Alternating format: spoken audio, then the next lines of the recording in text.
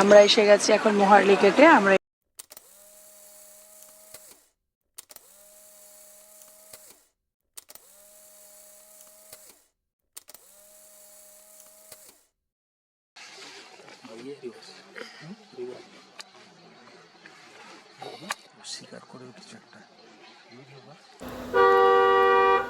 সম্বলপুরে stay করে পরের দিন আমরা পৌঁছে গিয়েছিলাম পেঞ্চ টাইগার রিজার্ভে।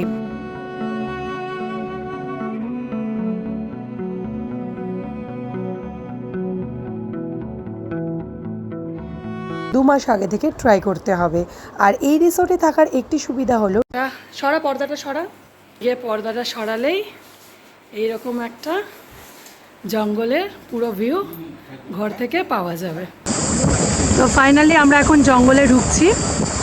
তো আমাদের সাফারি স্টার্ট হলো তুরিয়া গেট দিয়ে।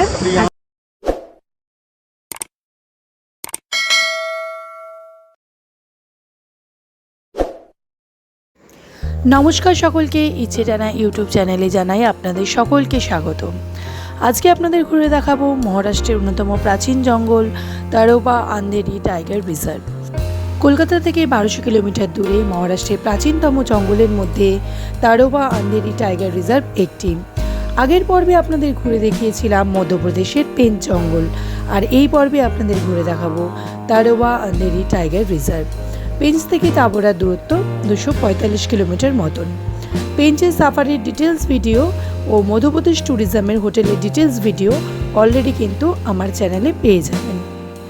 মধ্যপ্রদেশের পেঞ্চ টাইগার রিজার্ভ থেকে মহারাষ্ট্রের তাড়োবা টাইগার রিজার্ভে আমরা পৌঁছালাম এই রুট ধরে। মেন রোড থেকে ডান দিকে ঘুরে 30 কিলোমিটার আপনাকে আসতে হবে ফরেস্ট রোড ধরে। মোহালি প্রবেশের ঠিক 15 কিলোমিটার আগে ফরেস্ট চেকপোস্টে আপনাকে এন্ট্রি করতে হবে সামনে এগিয়ে যাওয়ার জন্য। আমরা যেহেতু অন্য স্টেট থেকে গাড়ি নিয়ে গিয়েছি, তাই এন্ট্রির সাথে সাথে আমাদের কিন্তু সাফারি বুকিং কাগজও এখানে দেখাতে হয়েছে।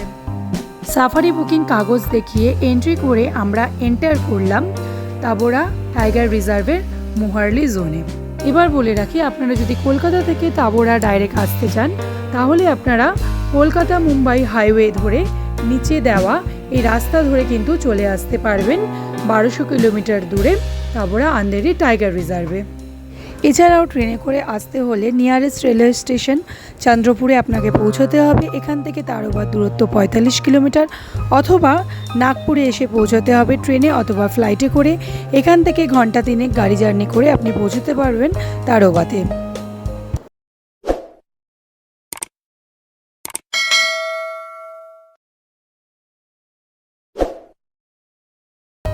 অবশেষে ঘন্টা 5 জার্নি করে আমরা পৌঁছে গেলাম তাবোরা আন্ধেরি টাইগার রিজার্ভের মোহারলি গেটের কাছে এমটিডিসি ট্যুরিজমের তাবোরা রিসর্টে।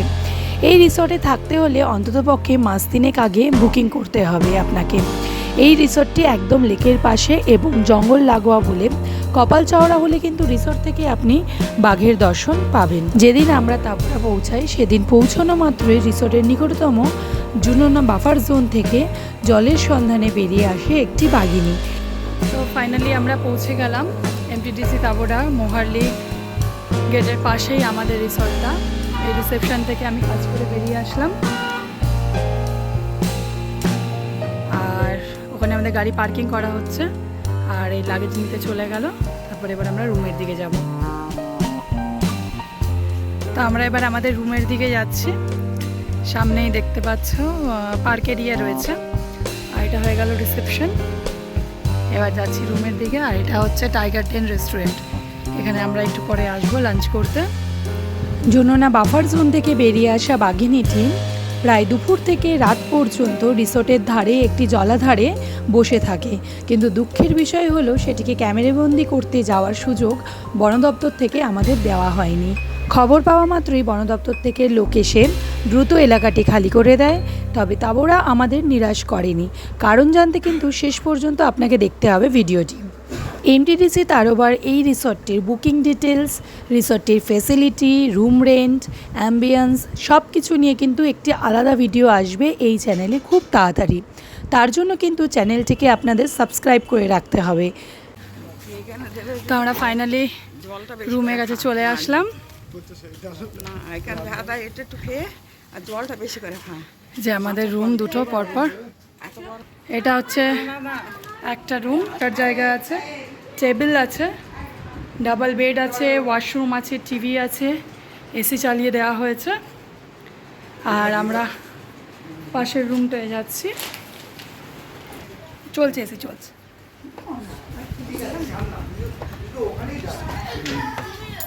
লাগেজটাই আমাদের খালি করলাম।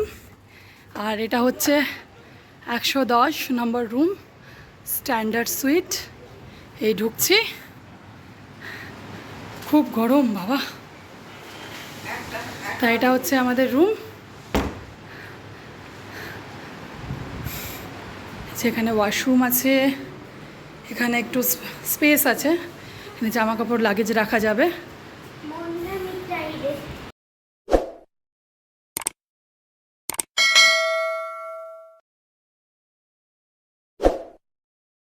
গুড মর্নিং সবাইকে। আজকে 23শে মে, ঘড়ির কাঁটায় এখন বাজে সকাল 5:30। আমরা সবাই রেডি, যাচ্ছি সাফারির জন্য। আমাদের 5:15 টাইমিং দেওয়া হয়েছে রিসেপশনের সামনে আসার জন্য, বিকজ আমাদের জিপসি এখান থেকে পিক আপ করবে। হোটেল থেকে জিপসি পিক আপ করতে 300 রুপিস এক্সট্রা চার্জেস নেয়। রেডি, এই যে একটা পাশে জিপসি বেরিয়ে যাচ্ছে, আমাদেরটা আসছি বলছে, অন দ্য ওয়ে আছে। আর আমরা সবাই এখানে রেডি হয়ে বসে রয়েছি, দেখা যাক কি দেখা যায়। কালকে তো আমাদের এই রিসর্টের পাশেও মানে বাঘ এসছে, সামনের জঙ্গলটা তোমাদের বলেছিলাম। আর ডিয়ার কল অনেক রাত পর্যন্ত চলেছে। তো আজকে হোপ ফর দ্য বেস্ট, দেখা যাক কি হয়। তো ফাইনালি আমাদের জিপসি এসে গেছে, সবাই উঠছে জিপসিতে। আর অলরেডি এখানে ডিয়ার কল আর মাঙ্কি কলিং শুরু হয়ে গেছে। কালকে যেখানে এই টাইগারটা এসেছিলো ওটা বোধহয় এখনও এখানে রয়েছে, দেখা যাক কি হয়। এবার আমাদের টাইমিংও হয়ে গেছে, দাঁড়াতেও পারবো না, চলো যাওয়া যাক।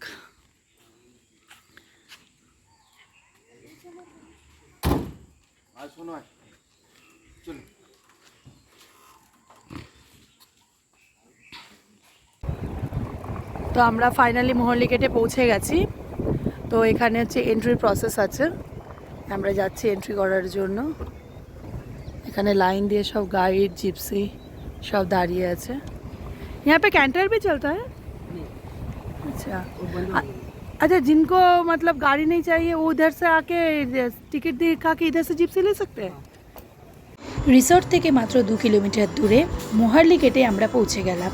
আমাদের জিপসি রিসর্ট থেকে আমাদের পিক আপ করেছে, তাই এক্সট্রা 300 টাকা ড্রাইভার দাদাকে দিতে হয়েছে। মোহারলি গেটে পৌঁছে জিপসি এন্ট্রি করতে হলো এবং তার সাথে অ্যালট করা হলো আমাদের গাইড। মোহারলি গেটে সাফারি বুকিং কাগজের সাথে আপনার আইডি দেখিয়ে আপনাকে প্রবেশ করতে হবে জঙ্গলে।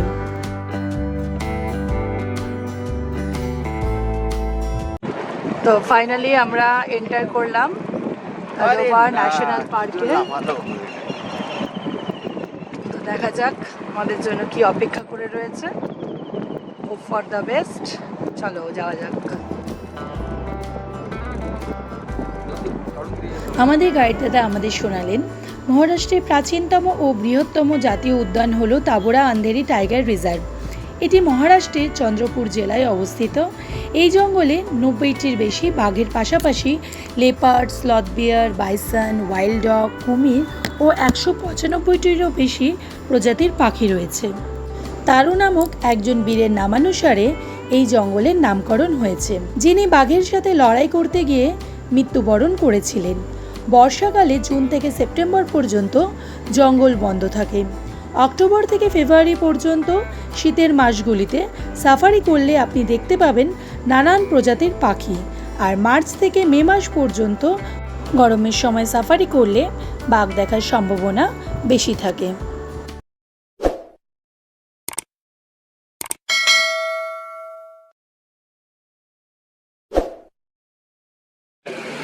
তো ফার্স্ট আমাদের এই টাইগার সাইটিং হলো। এটা হচ্ছে একটা কাবস, বলছে মেল কাবস, এ বসে রয়েছে। এই আছে, এখানে লাইন দিয়ে সব জিপসিকে দাঁড়িয়ে রয়েছে, লাইন দিয়ে সব জিপসি দাঁড়িয়ে রয়েছে। আর এই নিচে মহারাজ বসে রয়েছেন, সেই যে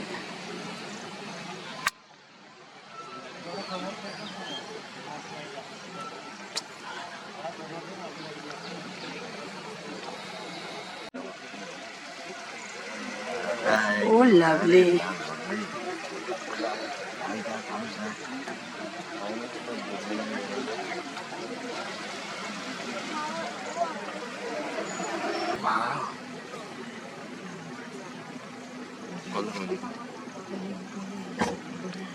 एक मिनट दादा, एक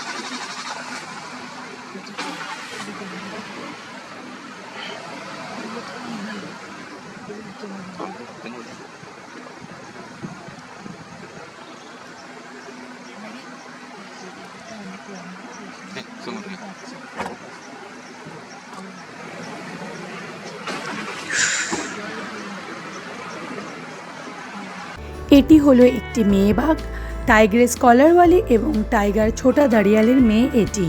এদের মোট 4টি শাবক আছে, তার মধ্যে 2টি মেয়ে এবং 2টি ছেলে। মেয়ে বাঘ দুটো এখনও তাদের মায়ের সাথে থাকে, কারণ তারা ভালোভাবে শিকার করতে শেখেনি, আর ছেলে বাঘ দুটো তাদের মায়ের থেকে আলাদা হয়ে গিয়েছে। এবার আপনাদের জানিয়ে রাখি, জঙ্গলে যেহেতু মোবাইল ফোন নিষিদ্ধ, মোবাইল ফোনটি একটি বাক্সে করে লক করে জিপসির মধ্যে আপনাকে দিয়ে দেবে, আর চাবিটা রাখা হবে গেটে। আর এই জঙ্গলে প্লাস্টিকের বোতলে জল নিয়ে প্রবেশ নিষেধ। রিইউজেবল প্লাস্টিক বোতল আপনি আনতে পারেন। এছাড়া জঙ্গলে প্রবেশের সময় আপনাকে 2টি করে কাচের বোতলে জল অ্যাজ আ গিফট হিসেবে দেওয়া হবে। তার বাইরে আপনি যদি জল নিতে চান তাহলে 120 টাকা জমা রেখে একটি করে কাচের বোতল নিতে পারেন। সাফারি শেষ করে ফেরার সময় বোতলটি জমা দিয়ে আপনি আপনার টাকা ফেরত পেতে পারেন। জঙ্গলে ফটোগ্রাফি করার জন্য আপনি নিজস্ব ক্যামেরা নিয়ে আসতে পারেন, অথবা গেটের সামনে আপনি নানান ধরনের ক্যামেরা রেন্টে পেয়ে যাবেন।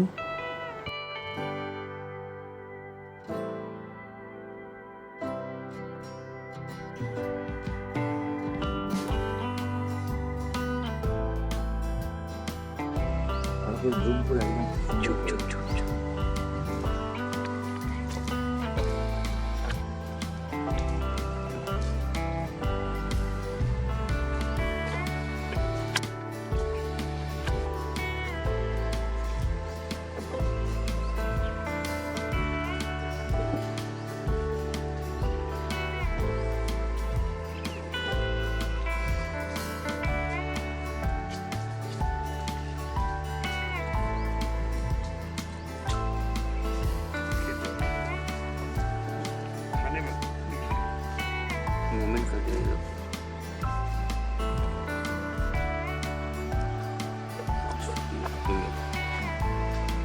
चलिए 500 तो मिल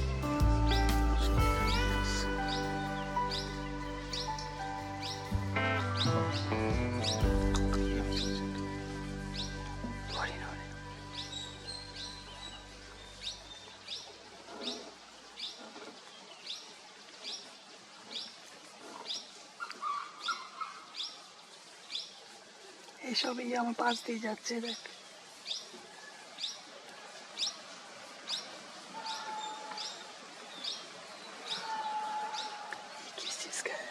mail spotted deer male rutting को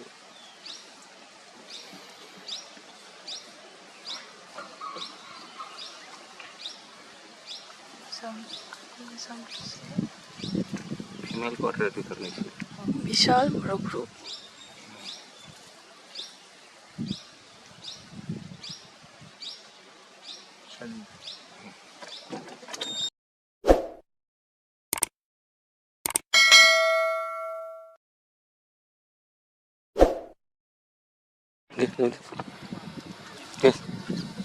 समोर घेऊन घेतात त्याकडे यायच्या आधी घे घे समोर घे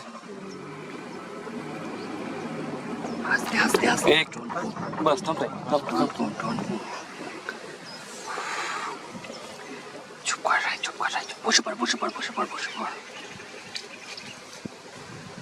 চোখ দিয়ে দেখ ভালো করে।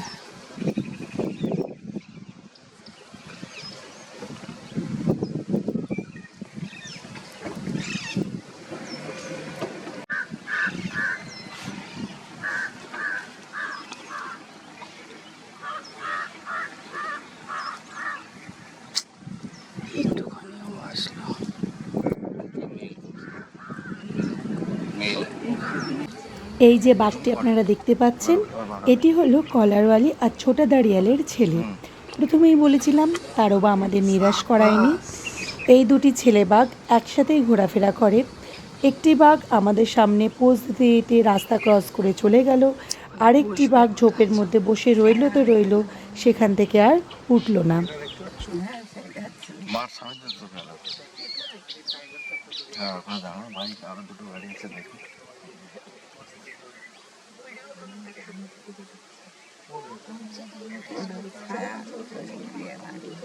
জুম করে একদম কাছে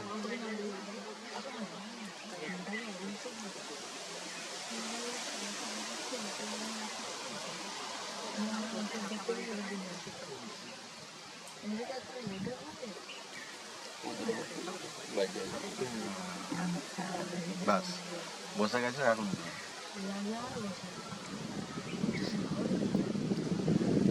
জলের ইয়েতে নড়ছে। একদম কাছে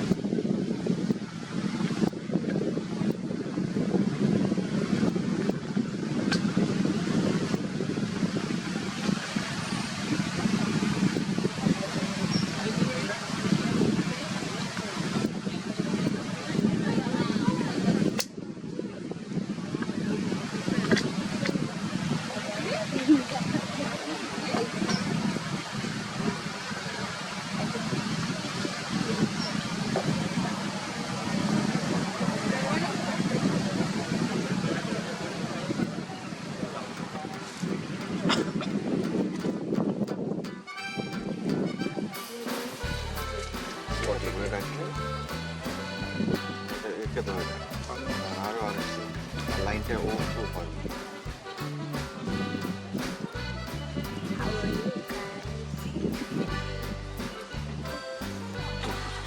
ঠিক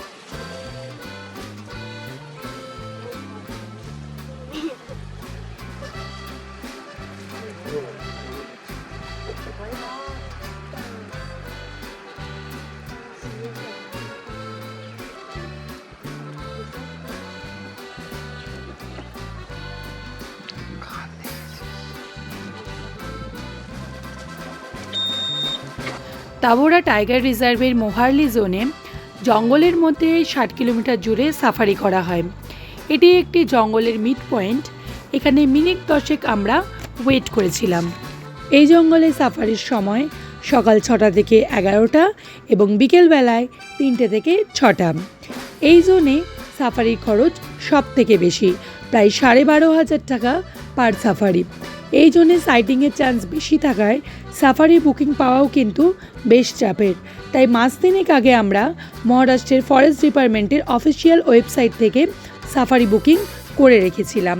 আপনাদেরও কিন্তু এই জোনে সাফারি করতে হলে আগে থেকেই বুকিং করে রাখতে হবে। স্ক্রিনে আপনাদের সাথে শেয়ার করে নিলাম এই রিজার্ভ ফরেস্টের সাফারি জোনগুলো।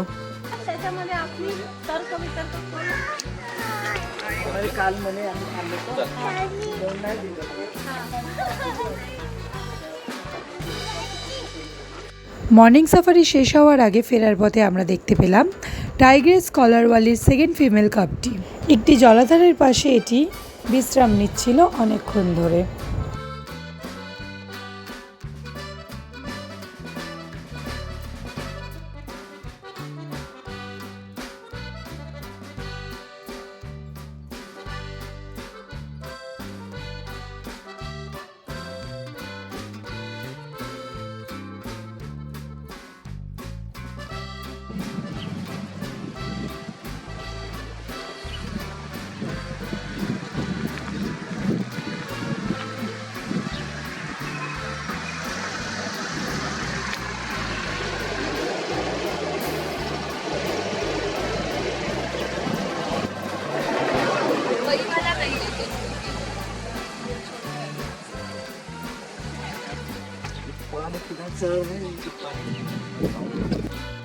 আমাদের মর্নিং সাফারি শেষ করে আমরা রিটার্ন করলাম এবং ক্যামেরা বন্দি করলাম সব কিছু।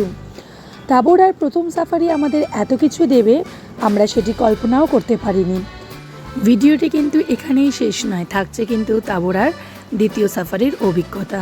তাই ভিডিওটি শেষ পর্যন্ত দেখার জন্য আপনাদের সকলকে অনুরোধ করা হলো। আর চ্যানেলটিকে লাইক এবং সাবস্ক্রাইব করতে একদম ভুলবেন না। তাহলে চলুন কন্টিনিউ করতে থাকি আমাদের সাফারির ভিডিওটি।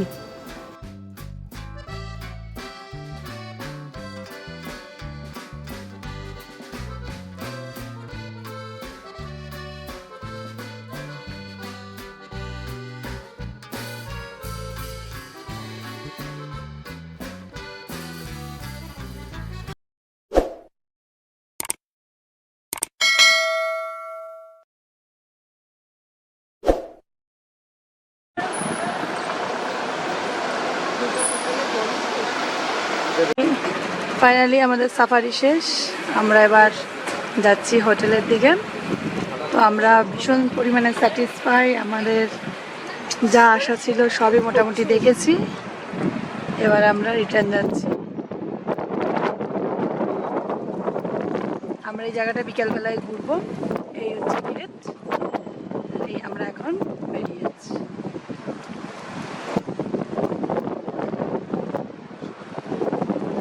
না, ও বলেছে ফোন আমার কাছে থাকবে, ক্যামেরা আমার কাছে থাকবে।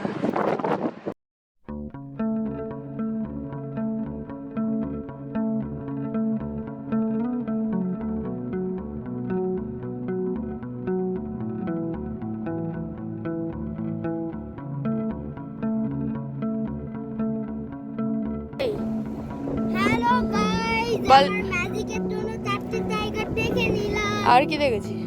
চারটে টাইগার, তারপরে লেপার্ড দেখেছি, কিন্তু ওটা ক্যামেরা শুট করা হয়নি। ক্রোকোডাইল দেখেছি, অনেক কটা ডিয়ার দেখেছি, সাম্বার ডিয়ার, লাইন দিয়ে দুটো ফিমেল টাইগার, দুটো মেল টাইগার দেখেছি, আর এটা আজকে আমাদের খুব খুশির দিন ছিল। বাট আমি জানি না আমি কিভাবে করলাম এই ম্যাজিক।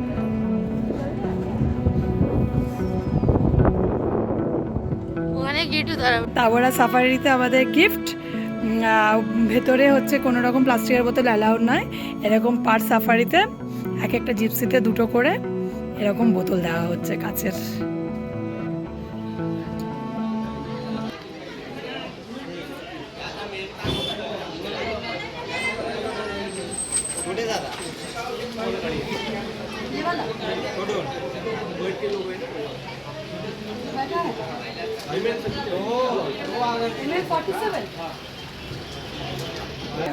এন্ট্রি হয়ে গেল, আমরা যে অনলাইনে রিসিপ্টটা নিয়ে এসেছিলাম তো সেটা দিয়ে আমরা এন্ট্রি করে নিলাম, আমাদের জিপসি দিয়ে দিল।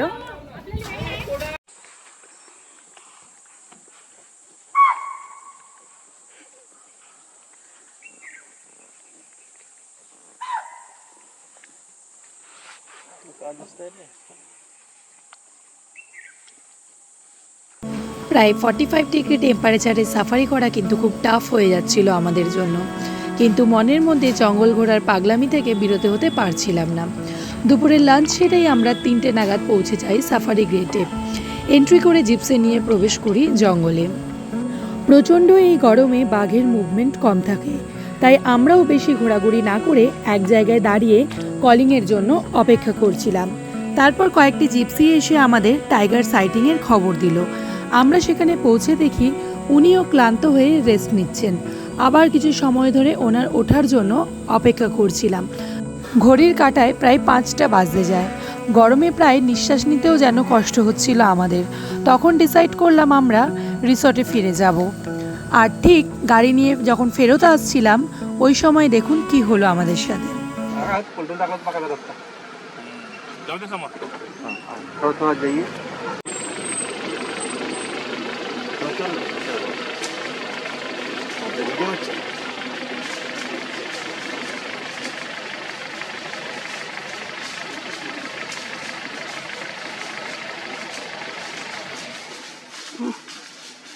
আগের টাইগারটি ওঠার অপেক্ষা যখন অন্য জিপসিরা করছিলেন, আমরা তখন সেখান থেকে বেরিয়ে আসি হোটেলে রিটার্ন যাব বলে। আর ঠিক বেরোনোর মুখেই তখন এই টাইগারটি আমাদের রাস্তার সামনে পড়ে। এরপর ভাববেন না কিন্তু এখানেই শেষ হয়ে গেল। এরপরে দেখুন আমরা আর কি দেখতে পেলাম। এই ওয়াইল্ড পিগগুলো যেখানে খেলা করছে সেখানেই ঠিক দেখুন এই জলাধারে বসে রয়েছে এই স্লথ বিয়ারটি। স্লথ বিয়ার সাইটিং কিন্তু খুব রেয়ার এই তাবড়ার জঙ্গলে, কিন্তু ইনিও আমাদের দেখা দিলেন শেষ পর্যন্ত।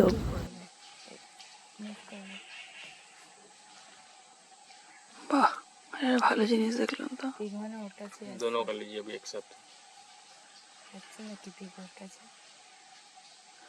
মুখটাই ফেরাচ্ছে না। উঠবে উঠবে, ওঠ ওঠ ওঠ। जूम कीजिए ना।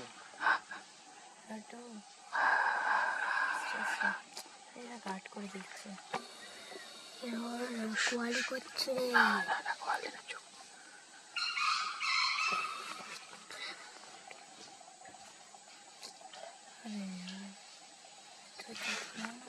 আরে নাড়াচ্ছিস কেন রাই, তুই সর।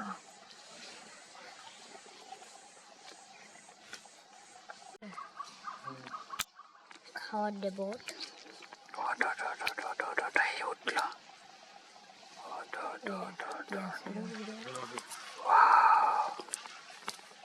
What a amazing. Come here. চলো একটু নানার বাচ্চা।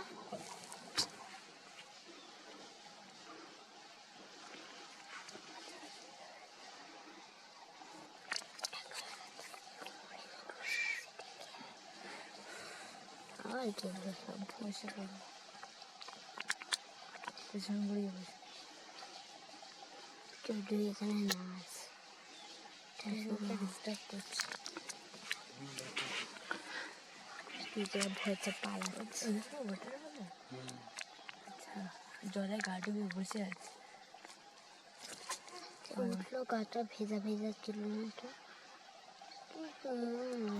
শান্ত স্বভাবের এই স্লথ বিয়ারটি কিন্তু বেশ বিরক্ত বোধ হচ্ছিল, কারণ ওয়াইল্ড পিগগুলো বারবার এসে ওকে বিরক্ত করছিল।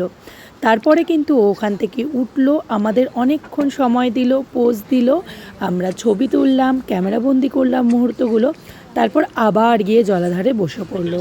কিন্তু এখানেই শেষ নয়, আমরা যখন দাঁড়িয়েছিলাম তখন ছিল মাত্র দুটো জিপসি, আমাদের এবং আরেকটি। যখন বাকি জিপসিগুলো সেখানে আসতে লাগলো তখন সে কিন্তু বেশ বিরক্ত বোধ হলো এবং হেঁটে জঙ্গলে ঢুকে গেল।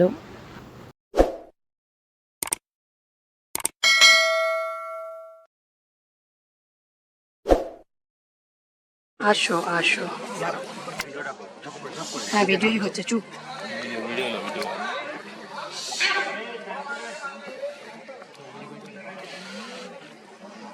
দেখ দেখ, হ্যাঁ চুপ, একদম কথা বল।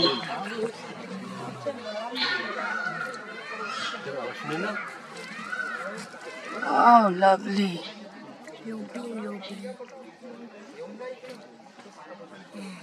Beautiful. I don't move, please.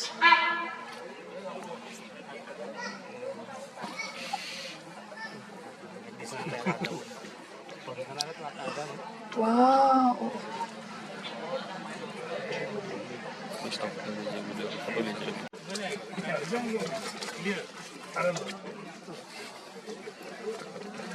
জল খাচ্ছে।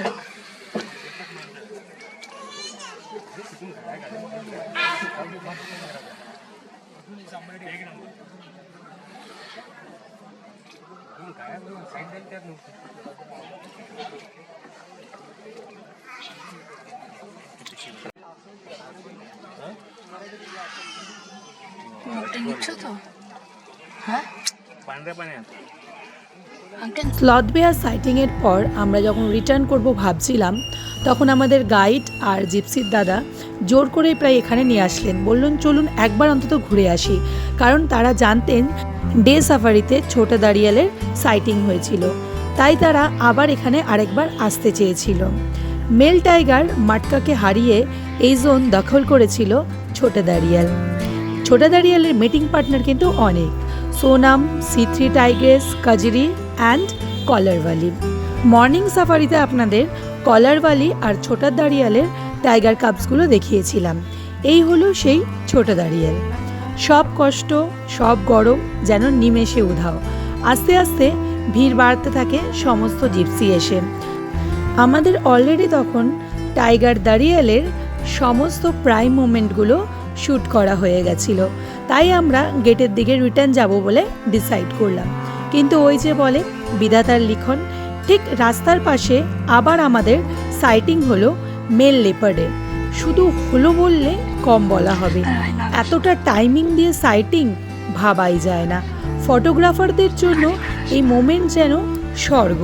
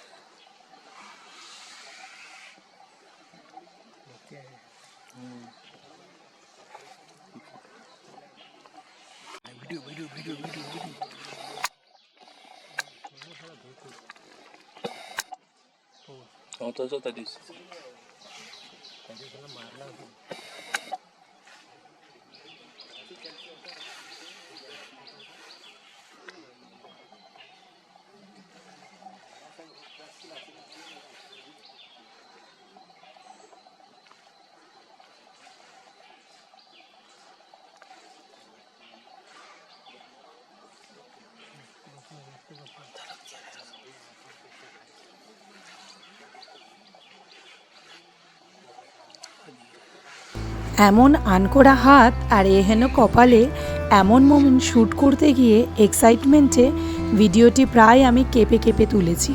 পরে যখন ভিডিওটি দেখছি আফসোসও হচ্ছে, আবার নিজের চোখ দিয়ে এমন এক দৃশ্য দেখেছি সেই ঘোর যেন কোনোভাবেই কাটাতে পারছি না। তবুও আমার স্মৃতিকটায় রইল এই মুহূর্তগুলি, আর শেয়ার করলাম আপনাদের সাথে।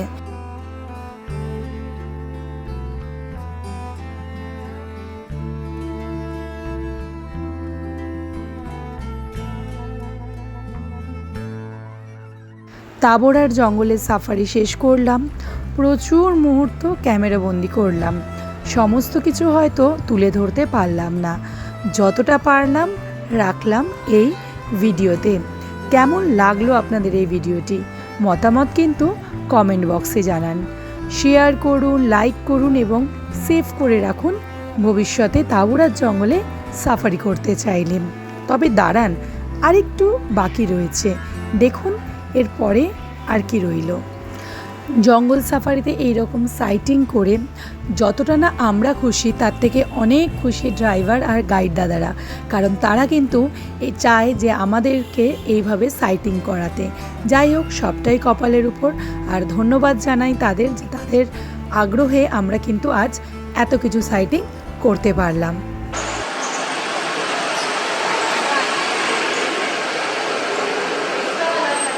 हाँ हाँ हाँ 150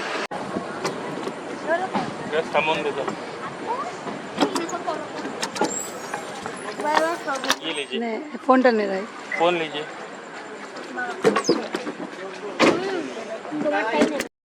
সাফারি করে বেরিয়ে মোহারলি গেটের পাশেই রয়েছে টাইগার রিজার্ভের এই ইন্টারপ্রিটেশন সেন্টারটি।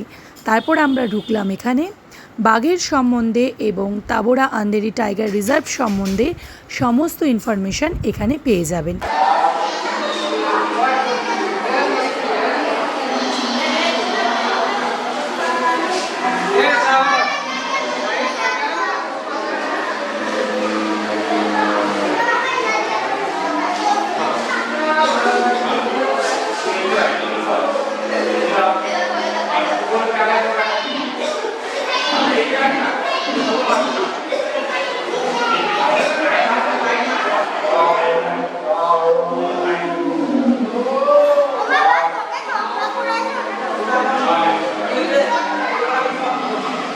আজকের ভিডিওটি এই পর্যন্ত, দেখা হবে আবার পরবর্তী ভিডিওতে।